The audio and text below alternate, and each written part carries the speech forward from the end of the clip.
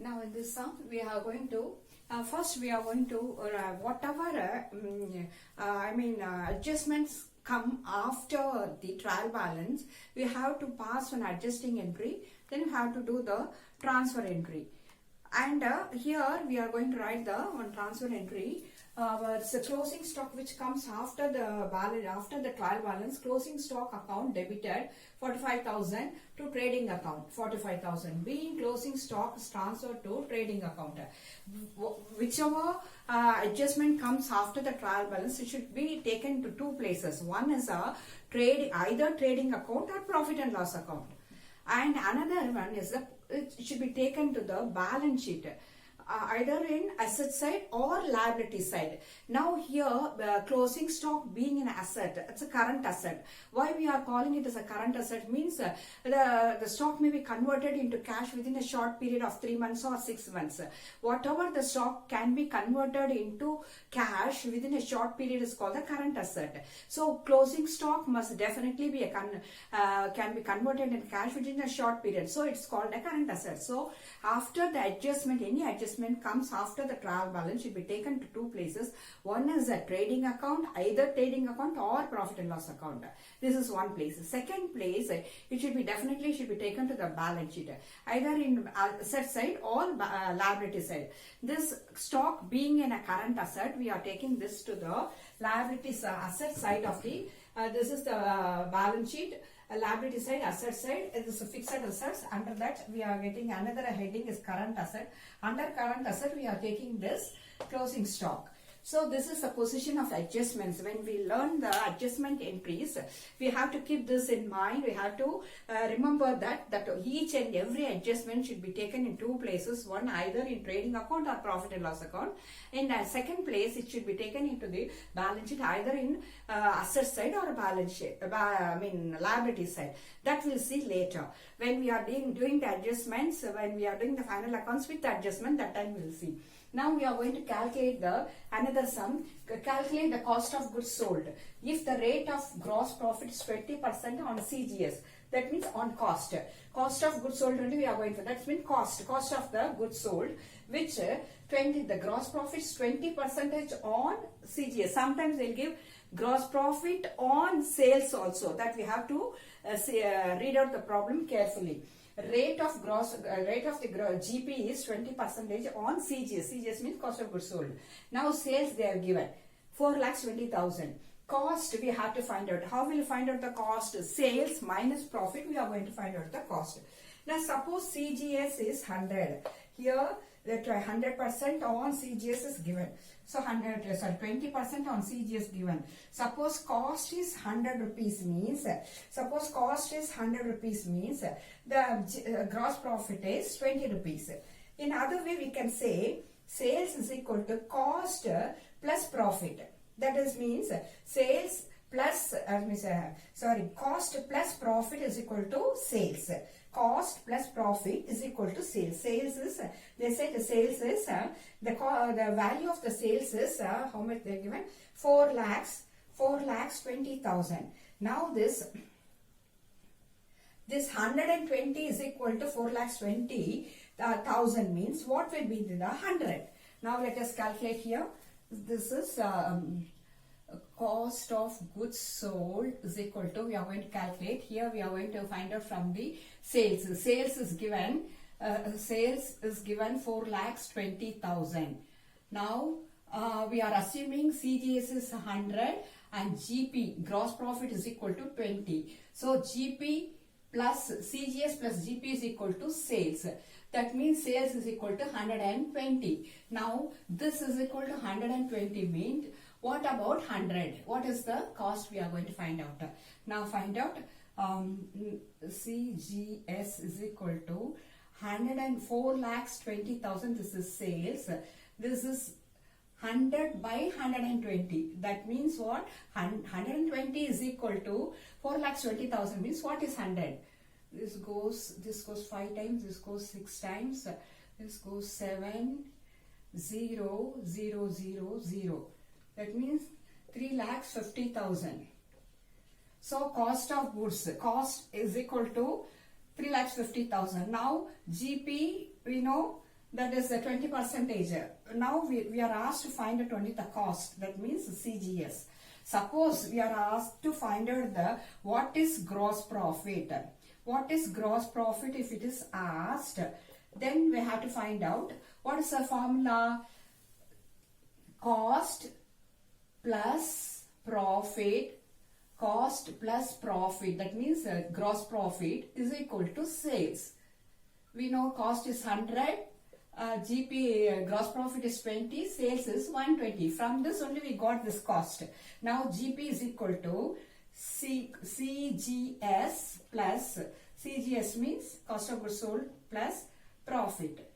This we are going to find out. Other way we can find out sales minus CGS is equal to GP. Sales we got is 4,20,000 and CGS we got 3,50,000. From this we subtract, means 4,20,000 minus 3,50,000, 07. That means 0 here. 70,000. Gross profit is equal to 70,000. So sales minus gross profit is equal to GP. This is one formula. And another one is we got is cost plus profit is equal to sales. The same thing. And from this we have to calculate like this. If it is percentages given, we have to calculate this like that. We have to practice more number of sums by substituting x. In the place of unknown figure, we have to make out this as a x, and then we have to find out the solution. Like this we have to practice more number of problems. Then only it will be easy for us to work out. Next class we are going to see profit and loss account. In profit and loss account, what are the things come on debit side, what are the items come on credit side, we'll see. Okay. Now we are going to find out the cost of goods sold from the following problem. Suppose if the total purchases during the year 50,000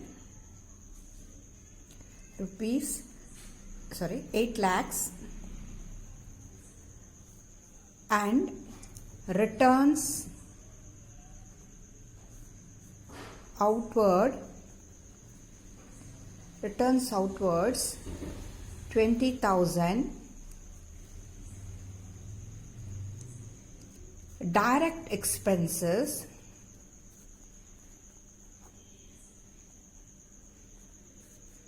$60,000. And another information, 2/3 of goods sold for rupees 6,10,000. What is the gross profit? And find out the closing stock. Okay, now we know gross profit is equal to sales minus CGS. Now let us assume that sales is 6,10,000 and cost of goods sold is X to find out the gross profit. Now let us calculate the total purchases. From it is given here, total purchases during the year 8 lakhs they have given, minus returns plus direct expenses. Adding this from 8 lakhs, we have to add subtract this 20,000, we'll get 7,80,000. With that we have to add the direct expenses. When you add direct expenses, it will be 8,40,000. The total cost will be the 8,40,000. Now we have to find out the cost of goods sold. Another information given, 2/3 of goods sold for rupees 6,10,000. Suppose the total goods is like this. This is first part, second part, third part. Out of this first two was sold. Okay, this was unsold. This unsold part is called closing stock. Unsold is called or closing stock. That was not sold. Only these two areas were sold. This 2/3 is equal to how much they have given? 6,10,000. Now do the calculations. Now purchases given 8 lakhs minus returns, that is 20,000. So net purchases is equal to 0,00087, 7,80,000. With that you are adding direct expenses. Direct expenses is given 60,000. So now the total cost of the goods is equal to 0,0048, 8,40,000. 8,40,000. Now from this 2/3, what is the 2/3 out of this total? The total purchases is 8,40,000. Out of that 2/3 is sold. That means let us find out this 2 times 8 times 0, 0, 0, 0. Let us find 0, 0, 0. 5,60,000. 5,60,000 is the cost of goods sold. This is X. That is cost of goods sold is equal to 5,60,000. Now we are going to find out the gross profit. Sales minus CGS is equal to GP. Now sales they have given how much? 6,10,000. 6,10,000 they have given, and out of that GP cost of goods sold is 5,60,000. So gross profit is equal to 50,000. GP is equal to 50,000. Now we are going to find out the closing stock.